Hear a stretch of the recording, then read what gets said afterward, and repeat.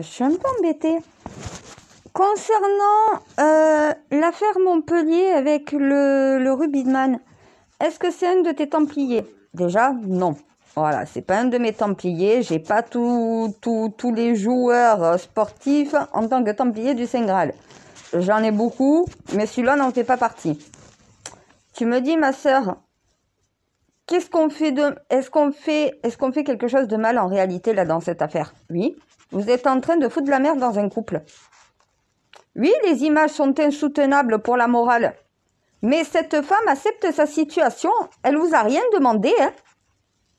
Ça veut dire qu'il y a deux catégories de personnes. Ceux qui ne toléreraient pas la moindre violence, tels que moi, et des femmes qui sont prêtes à accepter les coups du moment qu'elles conservent leur vie familiale et leur vie professionnelle, sociale. Donc voilà, ça veut dire que cette femme préfère prendre des gifles que d'élever ses enfants loin de son mari. Elle préfère prendre des gifles que de voir son mari perdre sa carrière. C'est sa volonté, on ne peut pas protéger quelqu'un contre sa volonté, c'est ce que vous n'arrivez pas à comprendre. Donc oui, vous êtes en train de faire du mal. Cette femme accepte la violence, vous ne pouvez rien faire comme ça. Voilà, c'est à elle de décider si elle accepte ou pas. Vous ne pouvez pas venir dans un couple, dire à la femme, tu quittes ton époux parce que ton homme est violent. Si cette femme te dit, mais je lui pardonne, je ne suis pas une victime, je ne veux pas déposer plainte, c'est ma vie privée, donc voilà, vous devez l'accepter. À un moment donné, vous engagez des poursuites contre des époux alors que la femme ne vous a rien demandé.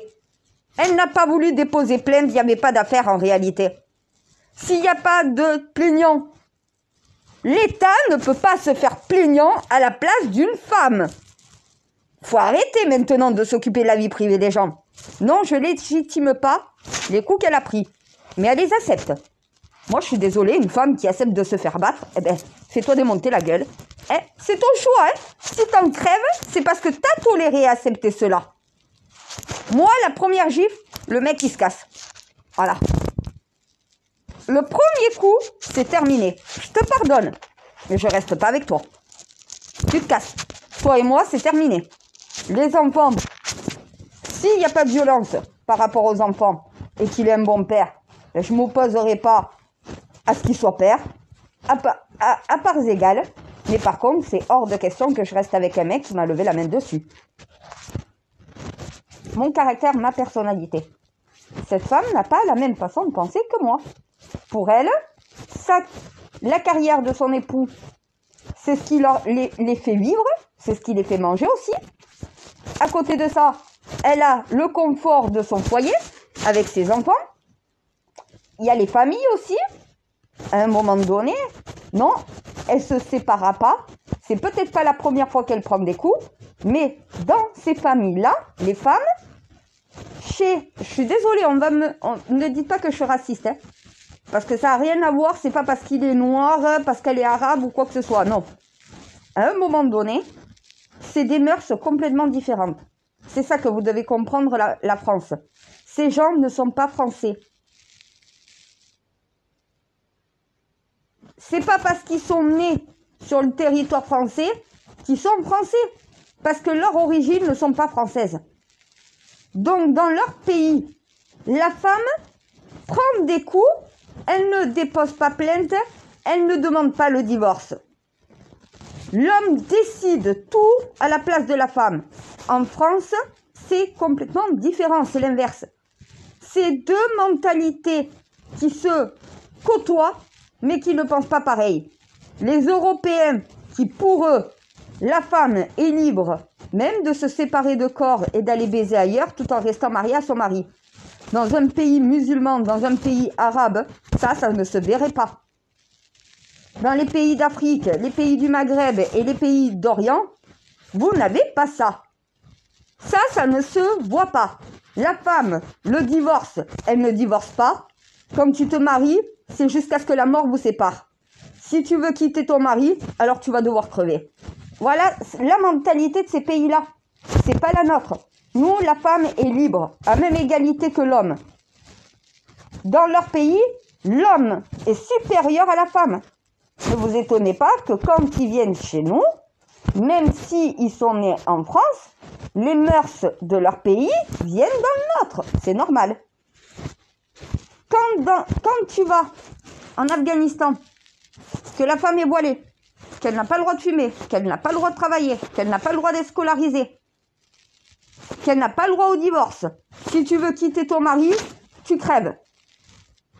C'est encore d'actualité dans le monde. Nous, on est à l'extrême opposé. La femme est totalement libre, elle a même plus de droits qu'un homme en France.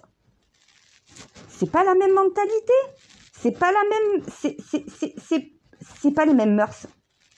Donc moi je comprends cet homme qui est élevé dans une mentalité qui n'est pas européenne, qui n'est pas française à la base, avec des mœurs de son pays, qui la femme est soumise aux décisions du mari. C'est une idéologie qui se transmet de génération en génération. La femme à la maison, la femme ne travaille pas, la femme s'occupe des enfants. La femme, même si elle n'a pas envie de faire l'amour, eh ben, elle se soumet à son mari. La femme ne peut pas aller voir ailleurs. Il n'y a pas de divorce, il n'y a pas de séparation de corps, il n'y a rien de tout ça.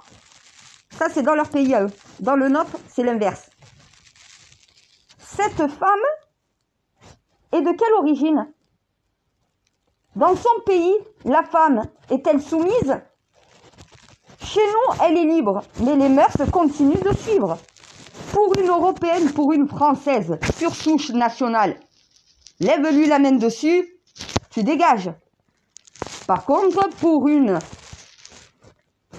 personne d'origine étrangère, qui n'a pas les mêmes mœurs à la française et les mêmes lois, c'est clair que pour elle, la loi n'a pas à s'occuper de son histoire familiale.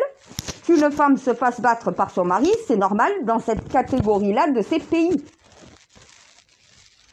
Il faut faire évoluer les mentalités. Ça veut dire que ceux qui viennent en France doivent accepter que la femme est mise à même égalité. Si ta femme veut fumer, tu n'as pas le droit de la frapper pour ça. Si ta femme veut aller demander le divorce, tu n'as pas le droit de l'empêcher. En France, tu n'as pas les droits que tu as dans ton pays. Mais ça ne rentre pas, parce que vous n'avez imposé aucune intégration en réalité. Vous avez fait venir des gens qui avaient des mœurs différentes sur notre territoire, et vous vous étonnez que ces mœurs perdurent. Mais quand il n'y a pas d'intégration, les mœurs du pays arrivant va s'imposer dans la société déjà constituée. Les Français, nous, il y a le divorce, il y a la séparation de corps. Il y a le dépôt de plainte, donc voilà, quand tu lèves la main sur ta femme. Non, la femme n'est pas soumise en France. La femme a le droit d'être une salope en France si elle en a envie. Si dans ton pays, les femmes sont complètement voilées, nous, dans notre pays, les femmes peuvent être complètement dénudées. À un moment donné, si les mœurs de ce pays ne sont pas les tiens, retourne chez toi. Voilà. En France, la femme n'a pas le droit de se faire battre. Peut-être dans vos pays, donc oui, mais pas dans le nôtre. Voilà. Sauf que ça, c'est un message qui ne rentre pas. Parce que tout simplement, pour les Arabes et les Blacks, les étrangers venant dans ce pays qui ne sont pas européens à la base, les Européens, on a les mêmes mœurs. Va battre une femme de la même façon que tu la bats en France, en Italie ou en Allemagne. Il y aura la même justice que la nôtre. Va en Afghanistan ou dans des pays arabes et islamiques, tu n'auras pas du tout les mêmes lois, tu n'auras pas la même justice. Mais c'est normal, c'est deux mœurs, deux sociétés différentes, que vous voulez forcer à vivre ensemble. Mais quand tu as été élevé par des décennies familiales, avec la femme est soumise à l'homme, la femme ne doit pas être vue par d'autres hommes, la femme ne peut pas travailler, elle doit faire la pute à la maison et se laisser baiser. Ça, c'est l'idéologie de ces pays-là. C'est ce qui s'impose chez nous. Nous, ce n'est pas nos mœurs. Voilà pourquoi il y a autant de problèmes de violence avec les femmes. Combien de femmes musulmanes se font battre par an? Combien de femmes françaises se font battre par an? Combien de femmes françaises se divorcent après avoir reçu une gifle? Combien de femmes musulmanes divorcent après avoir reçu une gifle? Faites la différence et vous verrez que ce que je suis en train de dire, c'est pas une question de racisme, c'est une question de société, de vision complètement aux opposés et aux antipodes de nos deux sociétés. Des pays islamiques, des pays musulmans, des pays arabes, des pays africains, des pays noirs, la femme est soumise. Dans des pays européens, la femme est libre. Voilà, elle était libre de fumer une clope. Moi, que mon mari vienne me dire, t'as pas le droit de fumer. Je fais ce que je veux, c'est ma santé. Que je fume pas à côté de toi parce que tu veux pas sentir le tabac, c'est une chose, mais tu m'empêcheras pas de faire ce que je veux. Toi, tu fais ce que tu veux, moi, je fais ce que je veux. Ton corps, mon corps. Mon corps est ma propriété, ton corps est ta propriété. Voilà. Non, pour eux, pour ces hommes, la femme est leur chose. Elle leur appartient. C'est leur propriété, leur bien. La femme n'est pas totalement libre. C'est ce que vous appelez être dans la soumission. Voilà. Vous dites, cette femme, il faut la protéger parce qu'elle ne voit pas le danger. Mais le danger, elle est consciente. Hein. Elle a épousé un rugbyman. Hein. Combien de kilos il fait? Elle sait très bien que s'il veut, en un coup de poing, il la tue. Hein. Elle n'est pas folle, cette femme. Hein. Et elle sait très bien ce qu'elle ne veut pas perdre et ce qu'elle est prête à perdre. Elle n'est pas prête à perdre la carrière de son mari, sa vie de famille et son confort familial et financier. Ça peut se comprendre. Il y en a d'autres qui sont prêtes à le perdre, tout ça, parce que tout simplement, le coût qu'elles ont reçu est inacceptable. Elles ne peuvent pas continuer de vivre avec quelqu'un comme ça. Même si elles peuvent pardonner, c'est fini. Tu m'as tapé, fini. Voilà. Il y en a d'autres, tu m'as tapé, je te pardonne, on continue de rester ensemble. Par contre, t'imagines que je vais pas non plus te faire confiance et tout le reste, donc voilà. Mais oui, c'est deux façons de voir les choses différentes. Est-ce qu'on peut se permettre de la juger? Moi, si je juge cette femme en lui disant « Tu devrais quitter ton mari, t'es une femme qui accepte de te faire battre, t'as pas honte ma sœur et quoi que ce soit », mais elle va et elle en retour, elle peut me dire, mais attends, et toi, t'es prête à détruire une vie de famille pour une gifle? Au lieu de rester avec ton mari, donc voilà, et d'avoir une vie de famille pour tes enfants, tu préfères quoi? Tu préfères priver tes enfants d'avoir une véritable famille? Pourquoi? Parce que tu as pris des coups? Je préfère manger des coups que conserver ma famille. Voilà, et voilà. Je préfère manger des coups que de perdre ma famille, de perdre mon confort familial, mon confort financier. Donc voilà, son confort. Quand un couple ne veut pas divorcer, la plupart du temps, c'est par intérêt, c'est financier. Eh ben oui, quand au final, tu as trop à y perdre de divorcer, tu préfères te séparer. Donc voilà, chacun fait sa vie de son côté. Mais si au final, tu perds plus dans un divorce, c'est un peu normal que tu ne veuilles pas divorcer. Eh ben oui. Il y a des femmes qui, par besoin financier, en se disant si je le quitte, je me retrouve avec 3 enfants sur les bras. Voilà. Eh bien oui, il y a des femmes qui préfèrent au final prendre des coups que de perdre leur vie de famille, leur confort de vie. C'est une façon de voir les choses. Tout le monde ne pensera pas pareil. Mais moi, je vais la juger parce qu'elle prend des coups et qu'elle reste avec son mari. Mais elle peut me juger en retour, me disant, oui, mais toi, tu brises ta vie de famille au lieu d'accepter de rester et de prendre quelques coups. Voilà. Parce que c'est deux façons de voir les choses différentes. Et tu as une troisième personne qui peut te dire encore autre chose. Voilà, à un moment donné, chacun ne réagit pas de la même façon. Et chacun ne voit pas le monde et sa vie familiale de la même façon. On ne peut pas juger cette femme sur des choix personnels. Elle n'est pas victime, elle ne vous a pas demandé justice, elle n'a pas déposé plainte. Elle ne voulait même pas que ça se retrouve dans les médias. Vous avez engagé une poursuite contre son époux sans qu'elle ait déposé plainte. De quoi vous vous mêlez?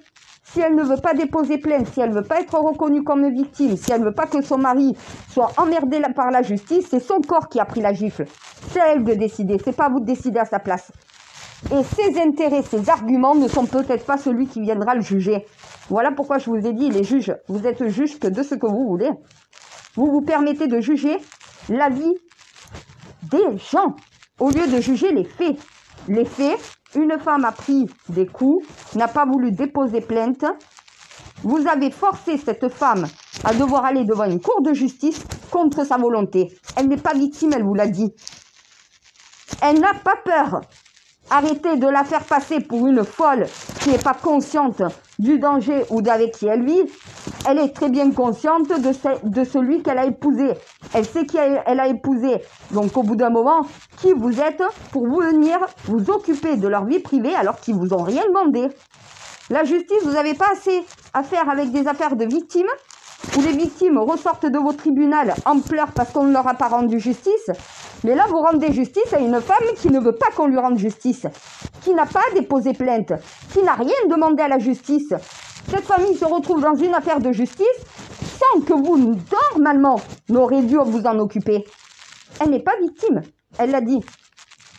Elle n'a pas déposé plainte. Si tu déposes pas plainte, tu n'es pas victime. Faut arrêter de vouloir faire des victimes des personnes qui ne veulent pas l'être. Moi, je me suis fait violer à l'âge de 6 ans, j'ai pas déposé plainte. Je suis pas une victime. Même si je me suis fait violer, je me suis jamais sentie considérée comme une victime. 6 ans, tu choisis pas d'exciter volontairement un homme. Ton beau-père, à 6 ans, ça même pas encore ce truc sexuel, surtout chez les femmes. Donc à un moment donné, non, je suis pas victime. J'ai pas déposé plainte parce que je veux pas qu'on me rende justice. J'ai pardonné, j'ai tourné la page, ça m'a pas détruite. Il n'a pas récidivé parce que j'ai en âge de pouvoir déposer plainte par moi-même. J'ai fait des recherches pour savoir si cette personne avait recommencé avec d'autres enfants. Non, a priori, il est resté tout seul tout le restant de sa vie et il est mort l'année dernière. Mais non, c'est trop tard, je peux pas déposer plainte contre un mort. Voilà. Sachant que de toute façon, il est en enfer. Voilà. Moi, je sais où il va. Donc, au final, moi, la justice. Voilà. La justice, c'est le système divin qui me la rend. C'est pas vous, la justice. Vous aurez fait quoi? Vous l'aurez enfermé en prison? Il est enfermé dans une véritable prison à perpétuité incompressible, sans liberté conditionnelle, sans réduction de peine. Il n'ira jamais au paradis. Si l'enfer disparaît, c'est le néant pour lui. Voilà, t'as violé. T'as violé. Si t'as violé un enfant, t'es un pédophile, un violeur. Tu appartiens aux 3 péchés capitaux impardonnables. L'assassinat, le viol, la pédophilie. Il en a 2 sur 3. Voilà, il est allé tout droit en enfer. Et vous savez quoi? Vous faites du rodéo urbain. Vous tuez personne, vous n'irez pas en enfer parce que vous avez levé les 2 roues de votre voiture, de votre moto. Si tu fais un cambriolage, que tu tues personne, t'es pas coupable de meurtre. Pourquoi tu veux aller en prison? Parce que t'as volé? Mais c'est que du bien matériel. Tant que tu ne tues pas un être humain, tant que tu ne violes pas un être humain, tant que tu ne touches pas à un enfant, tu risques pas d'aller en enfer. C'est une triquetra l'enfer. C'est pour les crimes, c'est pas pour les délits. Tu vas pas... honnêtement, il y en a qui me disent, mais l'INSEE, elle va pas aller au paradis puisqu'elle s'est suicidée. Non, mais tu vas au paradis si tu te suicides. C'est si tu tues un être humain, si tu violes un être humain, si tu touches à un enfant, que là, tu vas en enfer. Ces 3 crimes sont punissables de perpétuité incompressible en enfer. Vous ne ressortirez pas, vous n'aurez pas de repos éternel pour votre âme et l'enfer disparaît, vous disparaissez dans le néant vous aussi. C'est une prison, les enfers, pour ceux que de toute façon, qu'ils ont été condamnés sur terre parce que Dieu, la balance qui pèse et qui te condamne, ne regarde pas la justice des êtres humains. En vérité, tu as 2 peines. La justice que l'être humain te donne et la justice de Dieu. Et t'as la justice des vivants et t'as la justice des morts. La justice des morts est plus sans pitié que votre justice des êtres humains, je vous le dis. Voilà. Un diable reste en enfer. Un diable, c'est quelqu'un qui tue, c'est quelqu'un qui viole, c'est quelqu'un qui est pédophile. Le reste, vous êtes des délinquants, vous n'êtes pas des criminels. À un moment donné, il n'y a que le crime qui est punissable d'enfer. Le crime. Le crime, c'est l'assassinat, c'est le viol, c'est la pédophilie. Ces 3 crimes font partie d'une triquetra. Ceux qui sont coupables de ces actes-là se retrouvent en enfer. Pour tous les autres, vous irez au paradis. Vous croyez que parce que vous mentez, vous irez en enfer? Vous croyez que parce que vous volez, vous irez en enfer? Vous croyez que parce que vous trompez votre compagne, vous irez en enfer? Mais arrêtez vos conneries. Vous êtes criminel? Non. Si t'es pas un criminel, tu n'iras pas en enfer. Voilà. Il n'y a que les criminels qui finissent là-bas. On ne vous parle pas de quelqu'un qui a tué quelqu'un par légitime défense ou un homicide involontaire. Non, on vous parle d'un crime. D'un assassin. Un assassin, un violeur et un pédophile, leur place, c'est pas au paradis, c'est en enfer. Donc l'INSEE n'est pas coupable d'un crime. Bien sûr qu'elle va aller au paradis, même si elle s'est suicidée. Surtout qu'en plus, elle ne s'est pas suicidée. Va falloir arrêter avec ça. Hein. Elle ne s'est pas suicidée. On l'a poussée au suicide. Différence. On l'a poussée au suicide. Va te suicider, va te pendre, tranche-toi les veines et va te jeter d'un pont. À force. Eh ben oui, elle est passée à l'acte. À force de lui dire, à force de lui répéter, à force d'avoir l'impression que personne n'est là pour elle. Sa famille est là, mais malheureusement, elle est impuissante. L'établissement ne fait rien. Aucun élève lui vient en aide en réalité. Moi, j'adore. Il y a un frère, il m'a dit, alors toi, déjà, le rugbyman, tu aurais été à proximité, tu aurais pris ton taser, tu l'aurais tasé. J'avoue. Franchement, mon templier, tu me connais bien. Ah, moi, je suis sur le secteur, j'ai mon taser, mais il n'a même pas le temps de me voir arriver. J'arrive par derrière, sur la nuque, au niveau de la colonne vertébrale pour que ça fasse bien l'électrochoc. Et clac, voilà. Pouf, il tombe, je prends la meuf, je sors avec elle, je la mets en sécurité. Venir en aide à une femme qui se fait battre, lui. Forcer cette personne à déposer plainte, non. Voilà. Moi, j'aurais prêté assistance à cette femme, j'aurais utilisé mon taser pour pouvoir le maîtriser et il fait mal mon taser. Je l'ai déjà utilisé, une fois.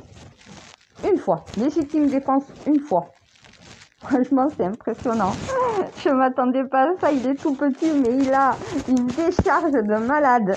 J'ai vu la personne s'effondrer par terre, coupée de chiffon.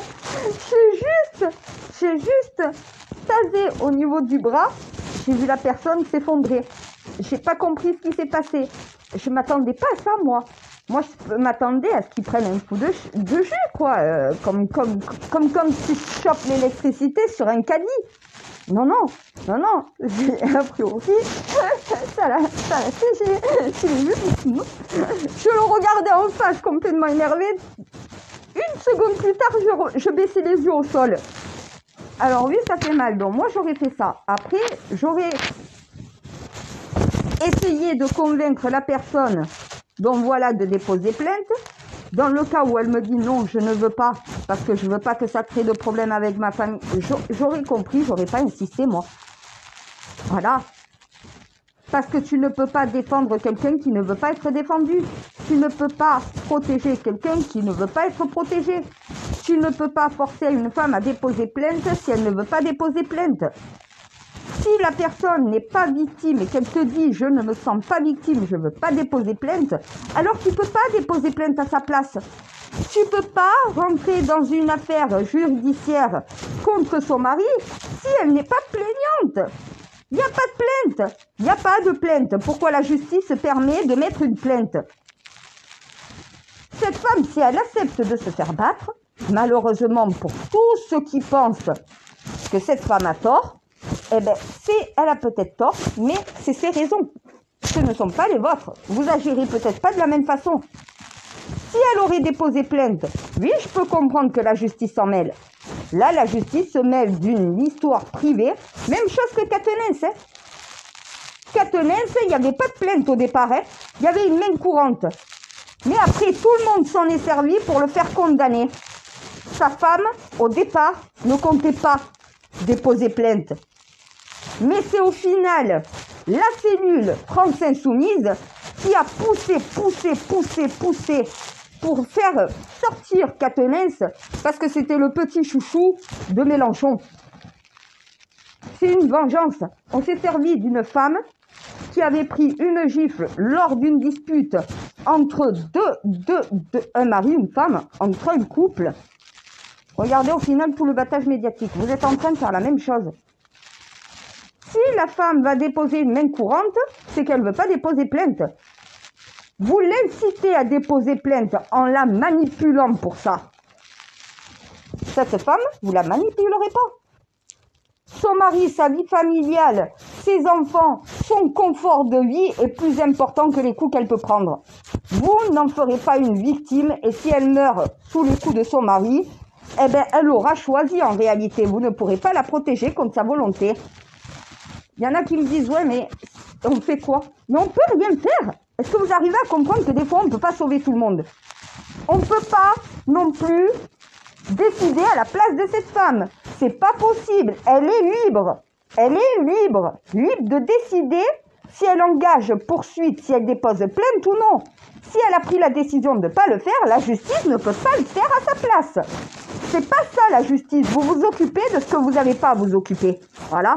De la vie privée des citoyens. S'il n'y a pas dépôt de plainte, alors il n'y a pas de plainte. Sans plainte, tu ne peux pas instruire une affaire judiciaire. S'il y a plainte, oui. S'il n'y a pas de plainte, non. Il n'y a pas de victime.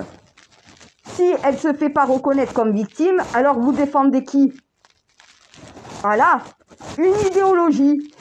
Vous défendez un principe moral. Mais vous ne défendez pas cette femme. Vous défendez uniquement votre point de vue. Une femme ne doit pas accepter de se faire battre. Mais certaines femmes acceptent de se faire battre parce que leur vie familiale est plus importante que les coups qu'elles prennent. D'autres pensent qu'au final, leur vie est plus importante que leur vie familiale ou quoi que ce soit et se séparent de leur époux et déposent plainte.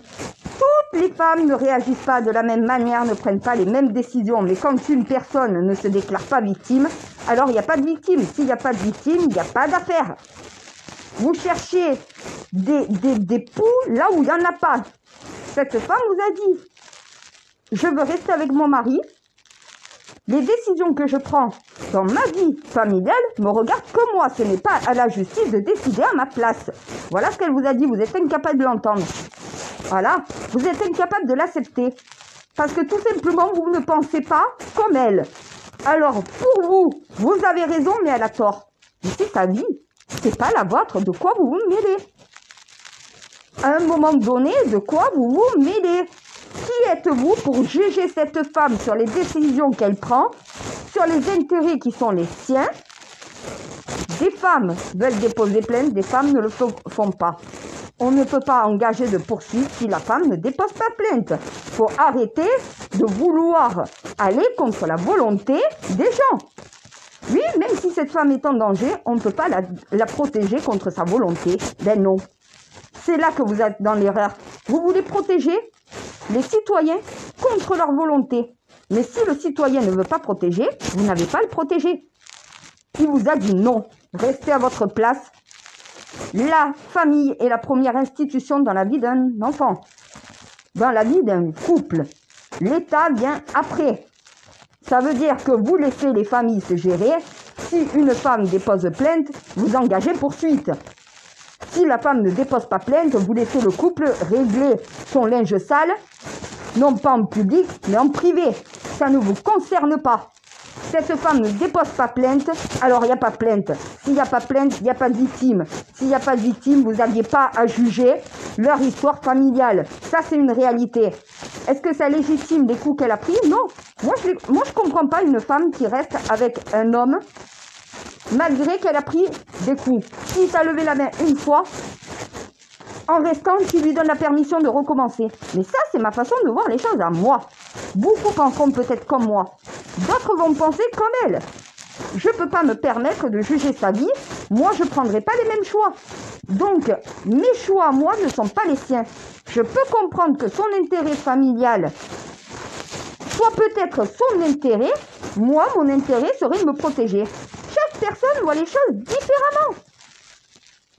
Mais si moi et elle, au final, moi je le quitte, je ne dépose pas plainte, mais je le quitte. Elle dépose pas plainte, mais elle ne le quitte pas. D'un côté comme de l'autre, si on ne veut pas déposer plainte, est-ce que la justice doit s'en occuper à notre place? Est-ce que la justice doit faire des victimes du système, des gens qui ne veulent pas être victimes et qui ne veulent pas se retrouver dans votre système? La réponse est non. Vous n'avez pas à vous occuper de la vie privée des gens. Elle ne vous avait rien demandé.